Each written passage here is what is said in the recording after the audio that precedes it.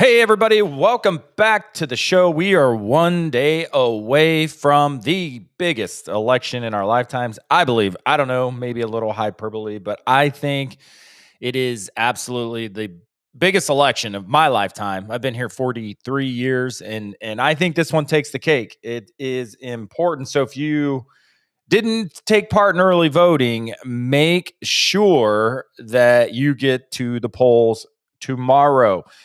I'm Justin Staten, guys. I'm your host, and I'm happy to be here with you on this Monday. I'm coming live from the farm here in the beautiful state of Ohio. And this weekend, I got to spend some time with some of the best Americans. It was a good weekend. You could probably tell I shaved off my beard. And for those of you listening on Apple or Spotify, I am beardless at the moment. So I got the baby face going. Which I think kind of makes me look older. I'm not 100% sure, but I don't dig it. I prefer to rock the beard, but I shaved it off, and I'll start regrowing it as of today. But today, on today's episode, guys, I want to the latest polls are in for the election, and I want to go over. And for those of you listening on Apple and Spotify, I apologize. This is one episode that if you're not watching the video or watching it live, it may not make a ton of sense to you simply because I want to look at the latest polls and I want to go over the electoral map and just give my prediction, my opinion. And again, just Justin's opinion. So, don't crucify me because you're like, oh, well, you don't know what you're talking about. Because it appears the race is tight. All the pundits, all the talking heads on TV are saying, guys, it's a tight race. Nobody's going to call it. If anybody says they know what's going to happen, they're lying, et cetera, et cetera. And I think, they just don't want to make the call and look stupid, right? But I don't care. I'll make my call. And if I end up looking stupid and getting it wrong, it's okay. I'll admit it. It's not that hard to admit when you got something wrong. But for whatever reason, everybody on TV has a hard time putting themselves out there on the line and making a prediction in the fear of looking dumb and having to say they got it wrong. I don't have that problem here. So I'm going to make my prediction. So we are going to go over the latest polls. I'm going to show you how I think this is going to play out on the map. And then that'll be it. But before we get into that, just a quick reminder, guys, if you want to watch the show live, you can do it on Facebook or YouTube. It streams live there every morning that I record. So if you wanted to catch it live, it's cool. You can also catch it after the fact over on Facebook and YouTube. You can also see it over on Rumble. After it doesn't record live on Rumble. When I first started doing the live stream, I was doing it on Rumble. And I may go back over there. It's just a little bit more difficult to figure out. It's not as easy as clicking a button. And I am not the most tech savvy person in the world, but we might take it back live over there. You can also catch the replays on Apple Podcasts and Spotify. And if you're listening to it over there, do me a quick favor and just give it a rating and review because that helps. And subscribe, hit follow. That way, every time an episode posts, you'll be alerted and notified and you can check it out. But leave that rating and a review because it helps other people find the show organically, and it would mean the world to me. Plus, it tells me what you guys want to see, how to improve the show, what you like, what you don't like about the show, etc. So make sure to leave that rating and review. And as a reminder, and I told you guys, 2 weeks ago, I'm going to pound it. But my book, We the Puppets, the audience for the best illusion ever performed, is officially out. You can go over to Amazon to pick up a copy, paperback, hardcover, or you can get the Kindle version and the Audible version. For those of you that don't like reading, I get it. I listen to Audible more than I pick up the books and read them because I spend a lot of time traveling. So it just makes sense to listen to the audio. But the audio or Audible version will be out next week. So keep your eyes peeled for that. And of course, I'll let you know right here when it's out so that if you want to do the Audible version, you can. But thank you to all of you who've already picked up a copy of the book. So good news, and the reviews are starting to come in. I've talked to several of you that have read it, and your kind words have meant so much to me because it's my first stab at trying to write anything at all in coherent sentences. Because sometimes I don't even speak in coherent sentences. So to be able to sit down and write a book and actually get good reviews from people and good feedback, it means the world. I appreciate you guys. I appreciate you guys picking up the book. It really, truly means the world to me. So thank you for all of you who have done that. And if you haven't picked up a copy, I'm telling you, people are saying it's good. It's intriguing. It's making them think. Pick up a copy of We the Puppets over on Amazon. If you want an autographed copy, you can go to my website, justinstaten.com, and pick up an autographed copy there. And I'll even write you a personal message in it and send it directly to you. Or if you want to buy it as a gift for somebody else, I'll write the message to them and I will send it directly to their door. So thank you guys again for going out and picking up a copy. I got some good news just prior to the weekend and coming out of the weekend. It's been picked up in several bookstores around the country and several libraries, which is really, really cool. So it's starting to make its round. So maybe if we pick up enough gas on this thing, we can do some book signings, et cetera. And I've also gotten, which I'm not going to mention just yet who or what or when or where, but gotten booked on a couple radio shows and some really cool podcasts to talk about the book. So more to come on that. And of course, I'll share it right here with you guys.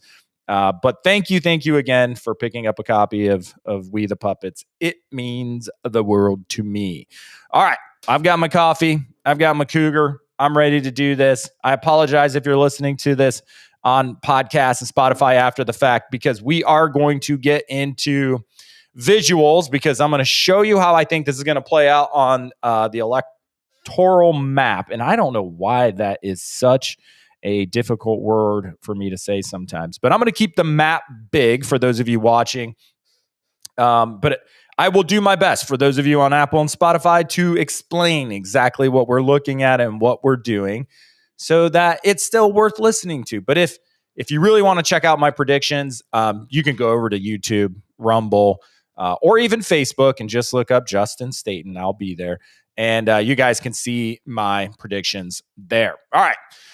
So let's get into it. I want to start this with just a couple caveats, okay? So we all know since 2016, even starting in the primaries, Donald Trump has always underperformed in the polls.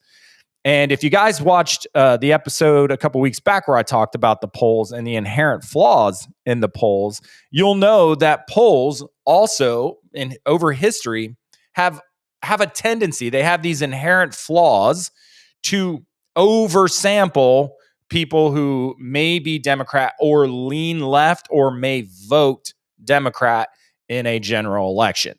Why do they do it? They said in 2016, when they got the polls so wrong with Clinton and Trump, they said they fixed it and they got rid of that inherent bias that was in the poll. I don't think that's the case. Because it wasn't the case in 2020 in the Biden-Trump election, and I'll show you guys what I'm talking about there. And it doesn't appear to be the case here, right? And I am going to go ahead and make a prediction because, I don't. I'm not afraid to step out there on a limb and make that case. So I'm going to go ahead and make the case. What I think is going to happen. Again, just my opinion. So don't shoot the messenger. If it's wrong, I'll say it's wrong. But this is what I'm thinking is going to happen in tomorrow's election. So, but before we get into that, I want to show you guys. So I've got the map kind of pre-filled out with all the gimmies, right? The ones that are just, we know what direction they're going to go. The polling, even with the inherent bias in the margin of error, they're going to go. So I didn't want to sit here and burn up time on today's episode, filling in states that are going to go one way or the other in an obvious way, right? Because the polling is, 10 points plus in those states. And it's pretty obvious the direction that those states are going to go tomorrow during the election. So I've filled those in already. So for example, like California is going to go blue. We know that. Oregon, Washington, Colorado is pretty steadily blue in the polling right now, totally beating the margin of error. We got Minnesota, Illinois. Now Minnesota may surprise us. I've got it blue right now. It may be surprising, but for right now, based off of the polling, I've got it blue. And then you got your New Hampshire, your Vermont, your Massachusetts, Rhode Island, Connecticut, New York, New Jersey, Delaware. Got those filled in. We got our Montana, Wyoming, North Dakota, South Dakota, Nebraska, Iowa, Kansas, Oklahoma, Arkansas, Louisiana, Mississippi, Alabama, Georgia. We'll talk about Georgia. I've got it red right now, but we're going to talk about that because there was some shenanigans that came out of Georgia over the weekend, and just makes you kind of roll your eyes and go, like it'll pull out all the stops to try to get some ballots in there because a judge in Georgia said, or not a judge, I apologize, scratch that. It wasn't a judge. There were several counties in Georgia that just unilaterally on their own, right, without talking to the state legislature or governor or anybody, just decided to extend early voting for people to come over the weekend, even to include today, and drop off their ballots, right? Their absentee / mail-in ballots, which there's no precedence for that. So that actually changed some of the pollsters' numbers in Georgia over the weekend because these counties came out and just unilaterally said, hey, this is what we're going to do, which is illegal. Just for the record, for anybody that is confused on that, you can't just unilaterally say we're doing this, because each state election laws are based off of the legislature and the laws passed in that state.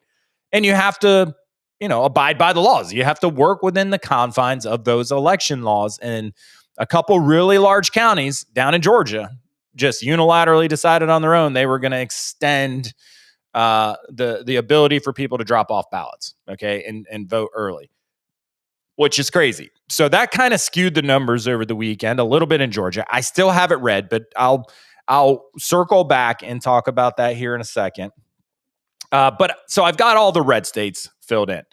But before we get into filling in the map, I really, really, really want to talk about the polling. Okay, so let me show you guys the 2020 RCP, and I'm in real clear polling.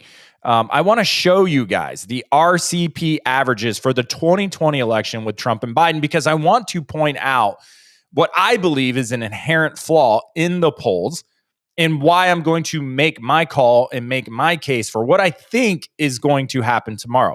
Now, I want to preface all of this with saying, vote, get out and vote, vote. Take, 10 people to the polls, 20 people to the polls. If you've already voted early, call every nursing home in your community, every, the political party, and get people to the polls, right? Like, if you've already early voted, then spend time tomorrow getting people to the polls that may otherwise not get to the polls, or at least remind them to get to the polls. But let me show you this 2020 data. So I'm pulling up this RCP average going into the 2020 election.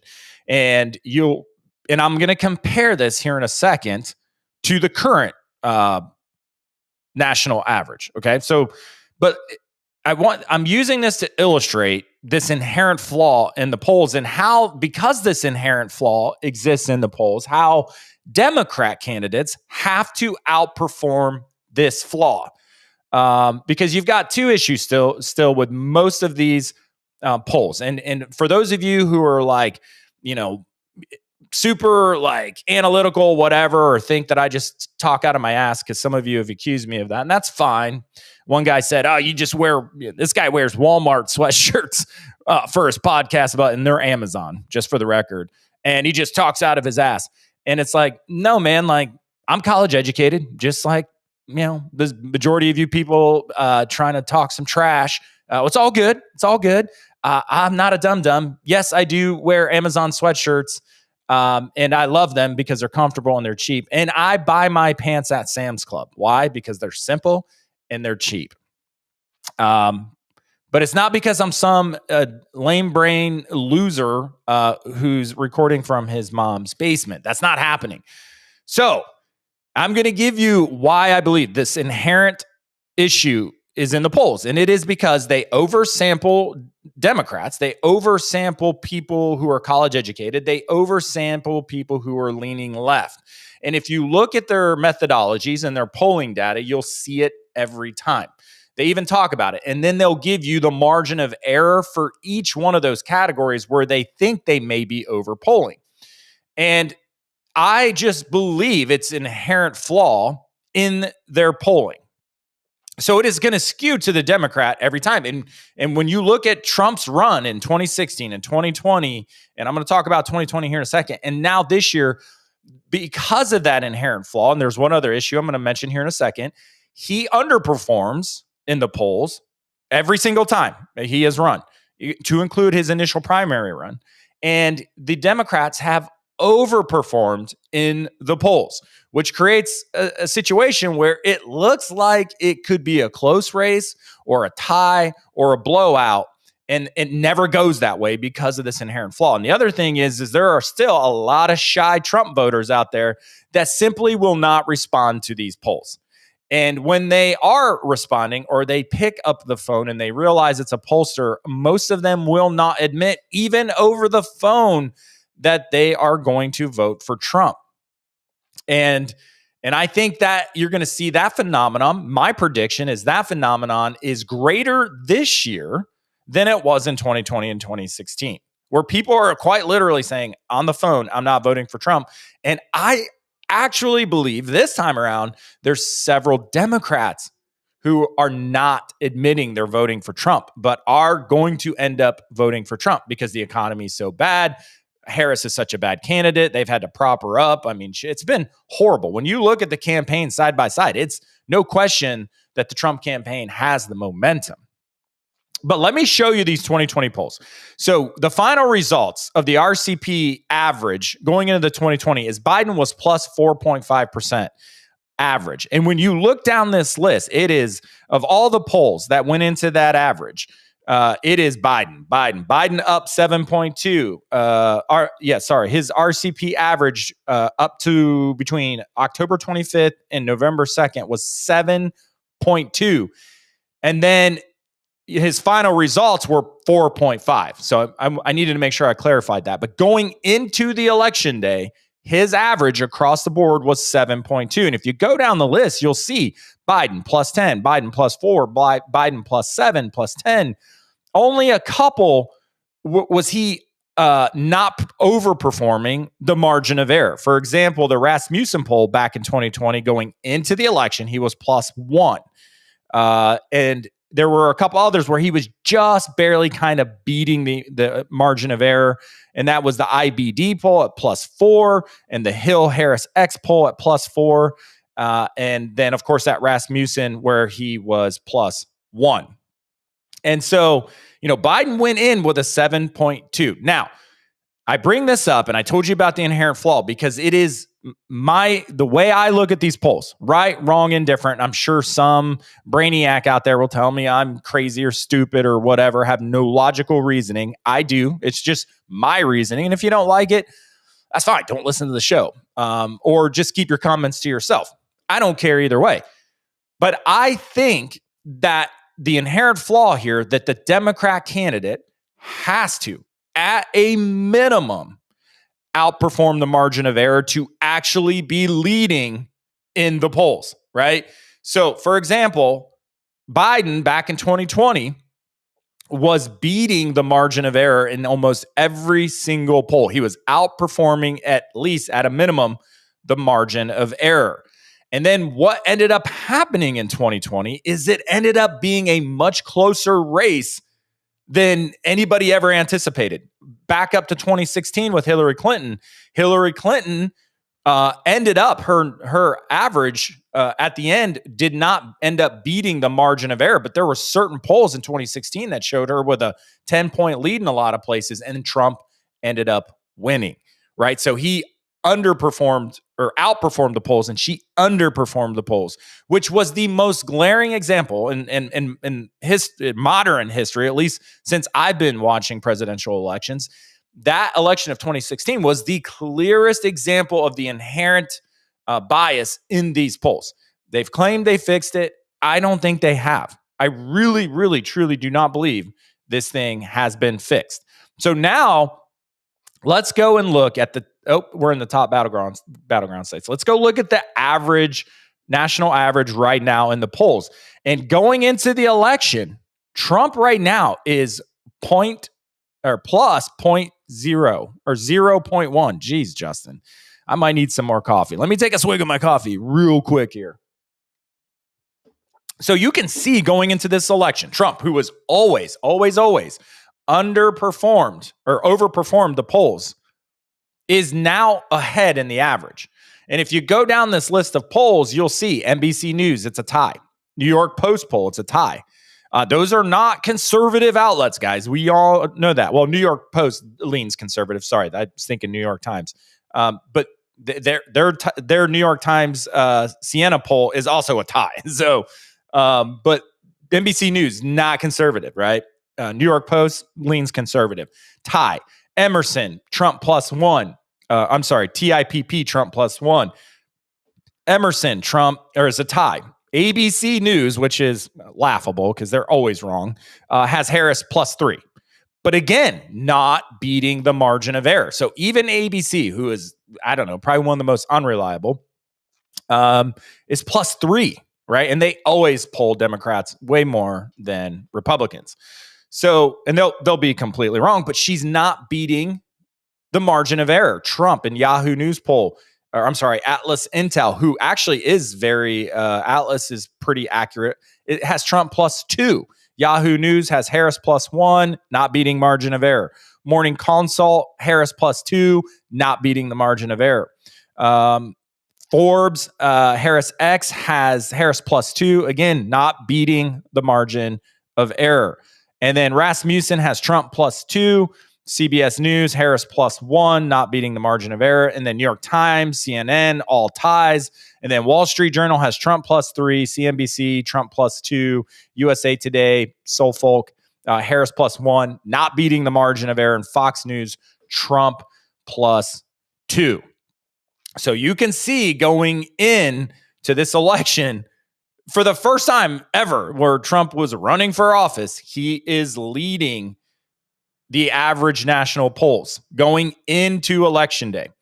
That has never happened before, right? So, and keep in mind, they underestimate Trump's performance in every single election. There is an inherent flaw and bias in the polls for the Democrat, and this year just happens to be Harris. For example, going one day out from the election in 2020, Biden was a 6.9 in the national average. 6.9. So he was beating the margin of error, and he ended up winning by literally a hair. Like in some of those swing states, it came down to 20,000, 30,000 votes, which is insane. So he was beating the margin of error, which shows you the inherent flaw in these polls. And he won, but barely pulled it off, right? Clinton at this same point was on average 3.2. Wasn't outperforming the margin of error. It just wasn't happening.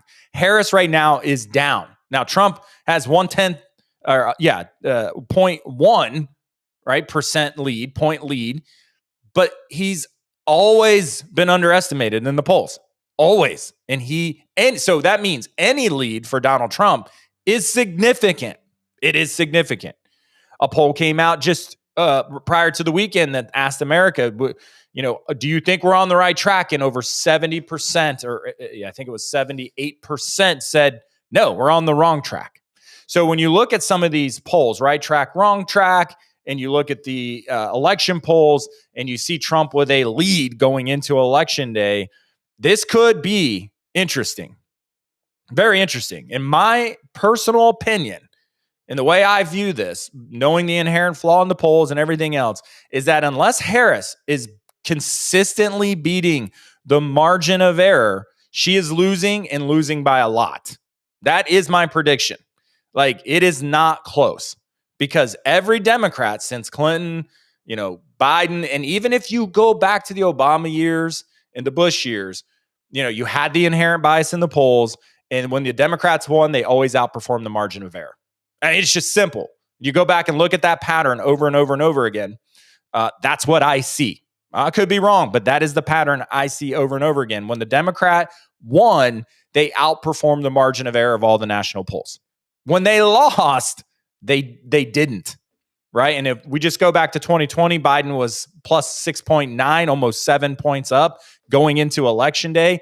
And he won barely, right? Like barely pulled it off. Clinton in 2016 was plus 3.2, not outperforming the margin of error of all the national polls. And she lost, right? So with all this in mind, right, I want to show you what I think is going to happen on the map. So let me get the map pulled up here, and hopefully you guys can see this fairly well. So let me get the map pulled up. And as I go through this, so the only states I don't have filled in are Nevada, Arizona, New Mexico, Texas, which I'm going to talk about Texas, Florida, Wisconsin, Michigan, Ohio, Pennsylvania, Virginia, and North Carolina. So I'm going to focus on those states for this episode because, and really the Wisconsin, Michigan, Pennsylvania, North Carolina, and there's a couple little tidbits out of Georgia that I'm going to circle back around and talk about. But because these are the states that could be toss-up, right? And you can go out and look at a lot of maps now and a lot of people's predictions, and they have a lot of toss-ups. Well, I'm not going to do that because I don't mind putting it on the line and making a prediction, because who cares if you're wrong, right? All you got to say is, I got it wrong. Plus, this is an opinion show anyway, right? I'm not bringing you news. This isn't freaking breaking news. This is Justin's opinion, sitting in his office on the farm, talking politics and theories of, what it's like to not be nonpartisan. So who gives a shit if I get it wrong, right? Like, I don't care. So let's get into it. As I'm getting into this, I'm going to go back and forth, and I'm going to show you guys where the polls are right now in these top battleground states, okay? And we're going to start out west in Arizona. So let me show you guys real quick. I got the top battlegrounds RCP average polled up. We've got Arizona at the top, so we're going to start out in Arizona. Right now, we've got Trump at a 2.6 lead in Arizona. Now, Arizona was tight, right? So Arizona, 2.6, and this is how I'm going to factor it. So I gave you my case of how I think the polls are flawed. So I'm going to add 3 to every single one of these numbers, because that is roughly the margin of error. Between 3 and 5 is the margin of error. I think 5 would be a little too egregious for margin of error correction on these polls. So Justin just uses 3, right? Like that's the pattern I've noticed. That's the average margin of error, somewhere between 3 and 5. So I'm just going to add 3. So for example, we'll use Arizona as this example of how I'm looking at this race. They got Trump at 2.6. So I think Trump is at 5, right? I think he's at 5.6 in Arizona. So I think Justin is making the prediction that Trump is going to win in Arizona. So let me bring this map back up here for you guys.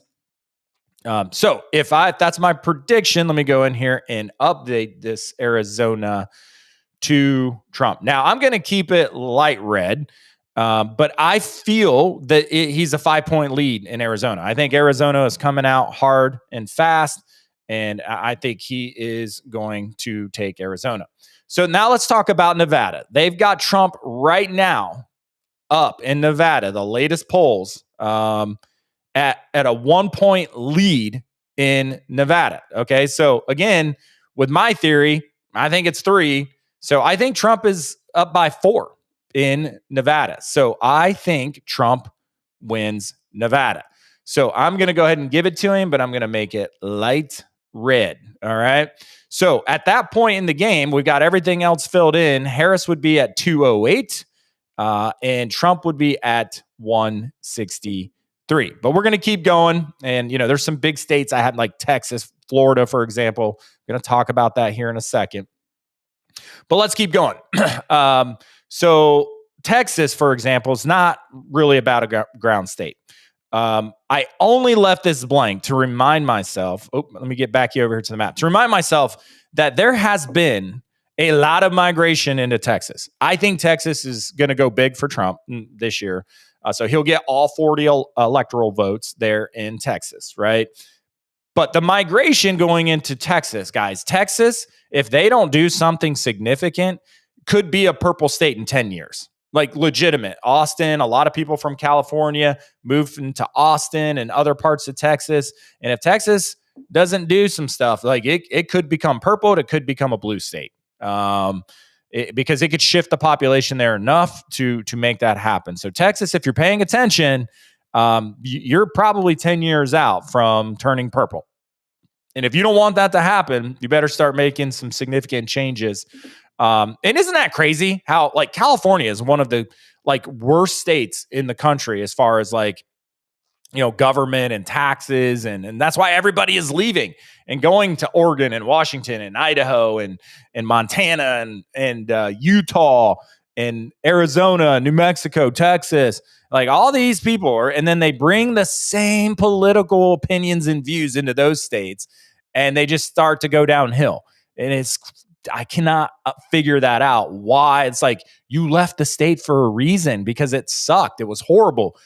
And then you're going to just bring them same policies with you? That doesn't make sense. But anyway, I think that's the only reason I left Texas blank. So Texas is going to go to Trump. It's 40 votes, which puts Trump at 203. So no question there. I think that's what's going to happen. Same thing over in Florida, which has 30 votes. So it all appearances is Trump is going to win Florida quite large. Like it's going to be a pretty, I think a double-digit win. DeSantis got reelected a couple years ago. Marco Rubio got reelected as a senator there and kind of landslide victories in Florida. So Florida is hot on the conservative side of the market right now. So I absolutely think Florida is going to go Trump. So I'm going to go ahead and fill that in red, which puts Trump at 233 and Harris at 208. Let's talk about New Mexico because I have New Mexico not colored in on this map. It is not really considered a battleground state.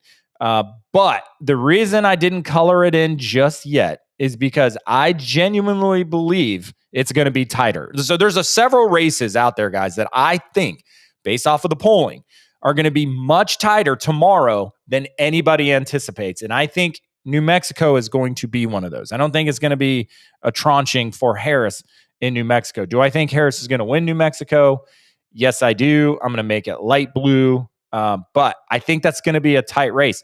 I also think you're going to see a tight race in Minnesota. I mean, it's polling well for Harris right now, but Walz is not that popular in Minnesota. So I think Minnesota could end up being a lot tighter. I think Harris is going to carry it, but I think it's going to be a lot tighter than people think. I think you're going to see places like New Hampshire be a lot tighter than people think. So I'm going to put that in light blue. I think some of these East Coast states may surprise us. And I guess I'll go ahead and say it now. I was going to wait till closer to the end, but I will not be surprised if a state that has always went blue in the last several elections or couple elections actually flips red this year. Like it will not surprise me at all. And I think we may get surprised. My prediction is at least one state that has gone blue over the last couple elections will flip red. Which one? I don't know. But I just have, and it is, and I know I'm going to take hate for this because people are going to be like, oh, feelings don't matter, facts matter. And I agree with you. I just have a gut feeling. Okay. And I don't care about making predictions again, because why not? Right. Like if I'm wrong, I'll just come out and be like, yeah, I got that one wrong. Who cares? Right. But I think I just a gut feeling. We're going to be surprised by a state. I think we're going to be surprised in a lot of ways. But I think one state flips red that we just weren't prepared for. All right. So let's get back to some of these battlegrounds, Wisconsin, Michigan. Oh, I left Ohio blank because that's where I live. But I just want to officially say that 100% Ohio is going to go Trump. Like it's happening. I live here. I see the yard signs. I see the momentum. I have the conversations with Ohioans every day. It's going Trump. It's just no two ways around it. I will boldly make that prediction because I live here. So with that update, Trump is sitting at 250. Harris is sitting at to 13. So let's get into Wisconsin, Michigan, Pennsylvania, Virginia, and North Carolina. Now, I probably should start my conversation with Virginia. There's a reason it's polling in favor of Harris right now. And there's a lot of people that say, she is outperforming the margin of error in Virginia. Okay. But so was Biden. And Biden had several states were so super razor thin close that he barely won the election. Barely. So the prediction I just made that I think there's going to be at least one state to surprise us, right? I left Virginia blank because I think it could be the one to surprise us and flip red. And I know I'm going to take shit for it, and a lot of people are going to give me flack. I don't care. But that was one of my, in my mind and in my gut, that was one of the top ones. I'm like, this could flip red. There's a lot of talk coming out of the West Coast, like they were going to flip Washington State red or something like that. Looking at the polls and the data, that's a tough hill to climb. And I just don't know if I see it happening. But not that long ago, Virginia was going red. So that's why I left it there. As of right now, it looks like it is going to go Harris. So let me just update it here on the map. I'm going to make it light blue. But that's one that just in my mind, I cannot shake. And that may be the surprise. I don't know. Could be completely off. But that's why I left it, because I wanted to bring it up and talk about it and say that one could be the surprise. It could flip. There's a lot of momentum on the ground. The governor over there has done a really good job of election security and tightening the rules and making sure that the laws in Virginia are followed. And so, without the extra boost of dropping off a bunch of unaccounted for mail-in ballots that have a lot of the same signatures, et cetera, which, we're not going to get into the 2020 weeds. It makes it hard to, win when you can't stuff boxes. All right, got another drink of coffee in there. All right, let's keep moving. Let's get into these battleground states. And let me pull you back over to this top battleground RCP average of where things are polling. All right, so let's get into Wisconsin. Right now, the RCP average of all the polls, national polls going into election, has Harris plus 0.3. Okay, so 0.3, guys, in Wisconsin. So I'm going to use my general rule of thumb and say that she is behind 100% in Wisconsin. So I'm going to make this like a light pink because, we saw what happened in Wisconsin in 2020. All right. But the fact that Harris is not outperforming the margin of error, the fact that they always underestimate Trump, I think he takes Wisconsin. Now, I feel very comfortable in making that prediction. But I'm going to make it light pink just so you can see that prediction is a battleground state prediction.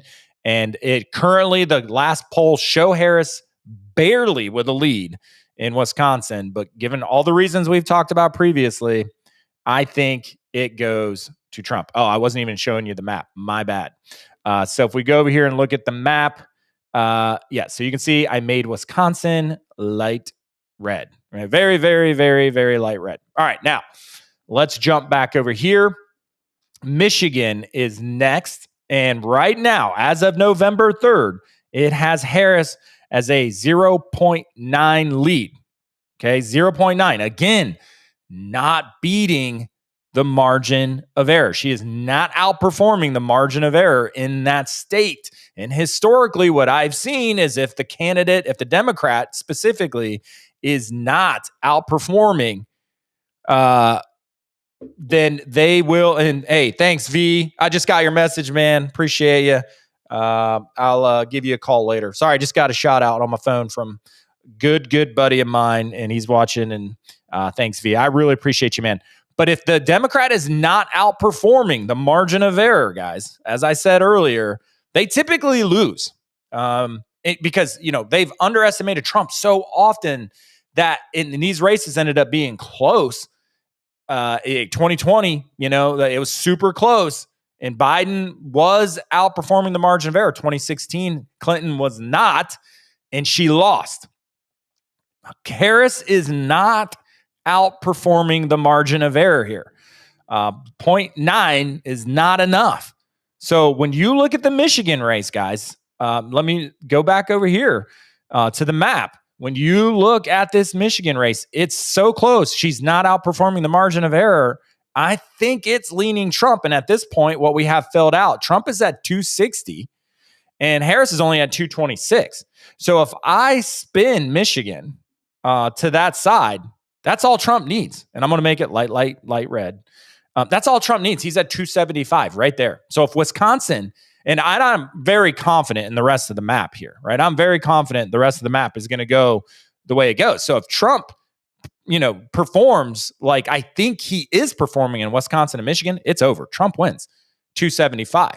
And we haven't even gotten to Pennsylvania and North Carolina yet. So let's take a look at Pennsylvania and North Carolina. Let me get over here and share this tab with you guys. So right now in Pennsylvania, they have Trump 0.3. And again, it's not the Republican that has to outperform the margin of error in this pattern that I have picked up on over the last several years. It's the Democrat. And every time the Democrat has outperformed the margin of error, they win. And when they don't, they lose, right? So right now in Pennsylvania, Trump is up 0.3.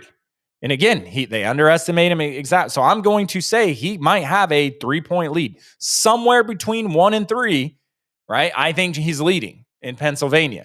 So if I give Pennsylvania to Trump, let me go back to the map and I'll make it light red so you can kind of see where I'm going here. If I give Pennsylvania to Trump, it's slowly becoming a blowout. It's 294 to 226, right? And then if we go and look at the battleground state of North Carolina right now, they've got Trump up 1.5 in North Carolina.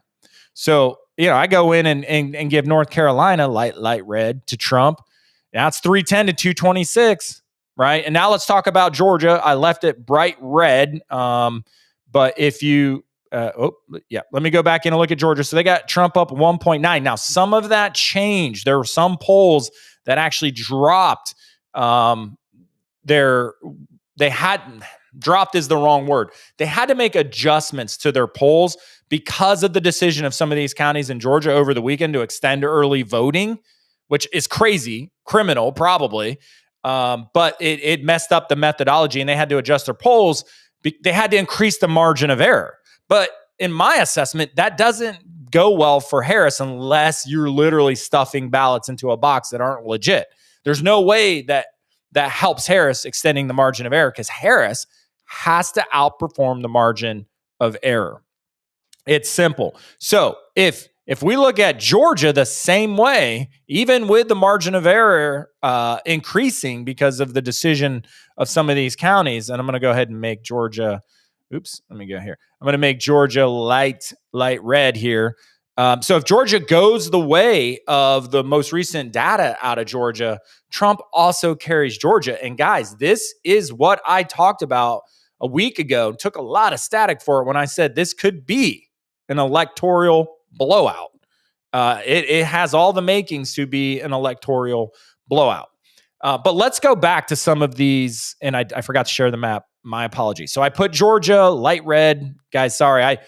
My technical prowess is not always that great, but I'll make sure to flip back and forth. So you can see I've got Wisconsin, Michigan, Pennsylvania, North Carolina, and Georgia on the map, light red, right? Because the polls are saying those are tight races. And if I'm going to get one of them wrong, I believe it'll be one of those states that I may get wrong. Just like I've got Virginia, light blue. I've got New Mexico, light blue, which I think New Mexico is probably going to go blue. I got Minnesota, a lighter blue. I have more hope in Nevada and Arizona, so they're slightly redder. But I think he's going to prevail in Nevada and Arizona. But let's go back to some of these battleground states real quick where they have Harris in the lead. Let's just pretend for a second that this time around, the Democrat does not have to outperform the margin of error. And Harris ends up taking Wisconsin. So let's update the map to Harris, and I'll make it light blue. And she ends up winning Michigan, right? Because those are the states right now where, the polls are saying Harris has the lead. Well, even if Harris wins Wisconsin and Michigan, and Pennsylvania, North Carolina, Georgia, Arizona, Nevada go Trump, Trump still wins. It's 285 to 251. So even if the polls are correct, Trump still wins. It's 285 to 251. Let's pretend, though, for a second that maybe they've got it wrong and Harris will overperform, which I genuinely don't see happening. The polls, and they've got it flip-flop this time, right? They're overestimating Trump and they're underestimating Harris, which if you go in and look at the data of the polls, you don't see that. But let's just pretend. And we also got Pennsylvania wrong. Let me shift that. Now that changes the game. If you lose Wisconsin, Michigan, and Pennsylvania, Harris gets to 270. And let's say I'm very confident in North Carolina, Georgia, Arizona, and Nevada, which I am. And I am completely wrong about the blue wall of Wisconsin, Minnesota, and Pennsylvania. Then at that point, yes, Harris wins.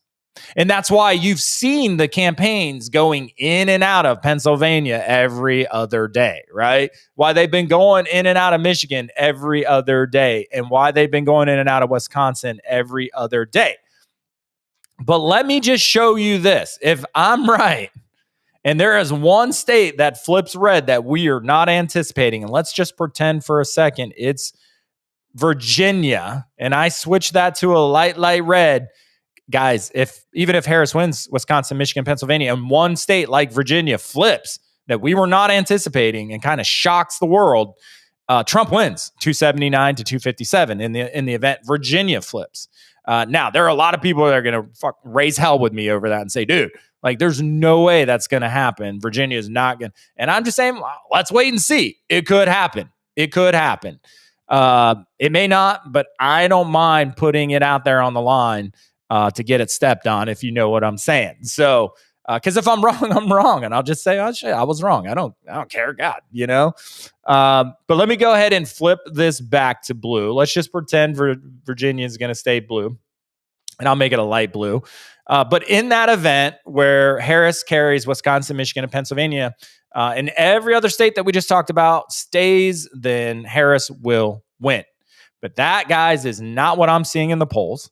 And so I'm going to switch it back to what I think is going to happen here. I think Trump carries Pennsylvania. I think it's close, but I think he wins it. And there's a part of me that doesn't think it's going to be close. But I don't want to give the appearance like it's in the bag, and then people are like, well, I don't have to go vote tomorrow. No, you still have to go vote tomorrow. This is we're talking about polls here, right? Likely voters, right? It's not, hey, we voted polls. No. This is likely voter polls. So you have to go vote. But if you go vote the way people are responding to some of these polls, then I think Trump takes Wisconsin, Michigan, Pennsylvania, North Carolina, Georgia, Arizona, and Nevada, and he ends up winning 310 to 226. Now, as I said earlier, and again, this is all because, and I'm sorry I keep reiterating this, but I just want to be clear on why I think this. Because historically, the pattern I have seen, the Democrat has to outperform the margin of error to win. And Harris is not at all outperforming the margin of error. And in the states that she is, well, I've got them blue on the map. The states that she is clearly outperforming the margin of error, we have blue on the map. So this is my prediction. This is how I think it's going to go. And again, if any one of the other states like Minnesota or Virginia or a New Hampshire, which New Hampshire, guys, I mean, it's 4 points. It's 4 votes, I should say. It's not going to necessarily move the needle. I guess there's a couple scenarios where it could, but I mean, we'd be here all day playing with the map to play that scenario out. But if Trump takes Wisconsin, Michigan, and Pennsylvania, North Carolina, and Georgia, because with that, he could lose Nevada, right? Let me just go ahead and show you what this would look like. With winning those states, he could lose Nevada and he still wins. You know, if he gets Wisconsin, Michigan, and Pennsylvania, he could lose Nevada and Arizona and still win, right? He could lose, if he gets Wisconsin, Michigan, and Pennsylvania, he could lose Nevada, Arizona, and Georgia and still win, right? So those are big. He's polling well in those states, but I think he's going to win Arizona. I think he's going to win Georgia. I think he's going to win North Carolina. The polls are the closest in Wisconsin, Michigan, and Pennsylvania. But if this error, right, this inherent flaw in the polls remains true, right, if it stays true and follows the last several elections, then it's not as close as the polls are predicting. And he will perform better in Wisconsin, Michigan, and Pennsylvania. And if he wins those three, it's over. It will be a 310 to 226. And then if any other state flips, it's just going to be an electoral blowout. So that's my prediction. We'll see what happens tomorrow. I wanted to make sure I wanted to sit down the day before the election with the most latest polls and, have this conversation with you guys. So that's what I think. That's what I think is going to happen. And, we'll see. I could be wrong. I could be 110% wrong. I don't think I am. But if I am, come Wednesday morning, when I record the show, I will eat crow and tell you I was wrong. I don't see it happening. All that being said, if you're somebody that's like, oh, I don't need to vote because Trump's up in the polls. No, go vote. Get to the polls. Take 10 people to the polls. We have to win this one. Like, I cannot, and then if and when Trump wins, you can bet your butt I'm going to hold his feet to the fire while he's president, because he's made a lot of promises that sound good to the American people right now. And if he gets in there and doesn't do what he says he's going to do, and doesn't attempt to drain the swamp and hold the bureaucracies and all these departments accountable, then I will be railing against him every single day if that's the case. In my mind, he will be a failure if he wins this thing and doesn't do everything he's saying he will do. I support him because I think he is the best candidate to get it done and make the change and the difference that we need in this country. But mark my words, if he gets into office and doesn't perform like he says he's going to, I will be his biggest critic. I can promise you that. I will put him on blast every single day for not keeping his promises to the American people. But I think he will. When he got elected the first time, half the battle was fighting against the institutions and the swamp and the swamp rats. But he kept a lot of promises and he pushed hard to change a lot of things. He just had a lot of pushback because, trust me, guys, the establishment doesn't want to change. They just don't. Why change something that benefits you? You're just like expecting Congress to vote themselves term limits. They're never going to do that. They'll talk a good game, but they're never going to do it, right? We, the people, need to get people in office that will make that happen. So that is my prediction. I'll show you guys the map one more time before I bounce out of here. But I think this is how it's going to play out. I think Trump takes Wisconsin, Michigan, and Pennsylvania, Nevada, Arizona, Georgia, North Carolina. And I think he wins 310 to 226. That's my prediction. And if any other state flips, then, it could be a landslide from the electoral side of things. Could be a landslide. Now, you could see a situation where maybe he doesn't carry Wisconsin, or maybe doesn't carry Michigan, but carries Wisconsin and Pennsylvania, and he still wins. Either way, but based off of the polls as of November 3rd, this is what I see happening tomorrow. But make sure, guys, I cannot stress this enough. Go vote. If you haven't done early voting, you haven't cast your vote yet, go vote.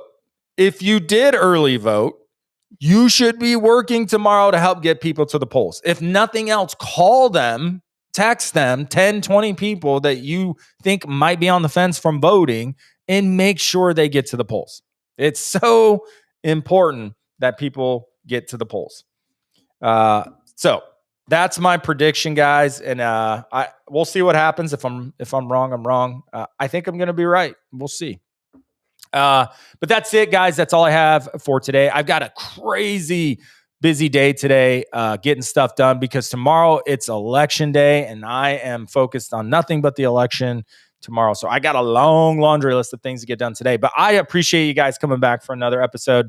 You guys mean the world to me. I love you. Your support has been between the book and the podcast and everything, your support has been amazing. It means the world to me. I appreciate you guys so much. Like, you have no idea all the kind words and support that you've given me. It just fires me up and makes me want to keep going every day, make the show better, make every episode better for you guys. And my commitment to you is I will do that. Every day I will work to make this better. So, but leave me a rating and review so you can tell me, hey, Justin, like, do this or do that, or don't do this, don't do that. I do listen to the feedback, and it means the world to me. As a reminder, guys, my new book, We the Puppets, the audience for the best illusion ever performed, which again talks a lot about our bureaucracies and our these swamp rats and how they've kind of hijacked the economy and corporate America and all this stuff that we know there's something wrong, like it's completely backwards right now in America, but we can't put our finger on it. This book will help you put your finger on what is going on and why it's going on. So if you haven't picked up a copy, please do so. You can do so over on Amazon, or you can go to my website, justinstaten.com, to pick up a copy of the book. And if you guys are over on iTunes, or not iTunes, Apple Podcasts now, but I just dated myself, or Spotify, make sure to leave a rating and review, guys. Make sure to subscribe, follow, so you never miss an episode, but it'll also help get it up in the algorithm so more people can find it organically. And also I know some of you don't do TikTok, don't like TikTok, the whole Chinese thing. I get it. But I'm growing my following over there. So if you haven't followed me over on TikTok, follow me. You will like the content because it gets chopped up into little bite-sized pieces. So if you ever miss an episode, you can literally go to TikTok and catch all the highlights from the show. But that's all I have for you guys today. I will be here tomorrow for a brief morning episode, and then it will be on to do election stuff and get out there and try to help people get to the polls and vote. But I will be back with you tomorrow morning. But until then, guys, as always, stay informed, stay strong, but most importantly, stay in the fight. Okay, guys, till next.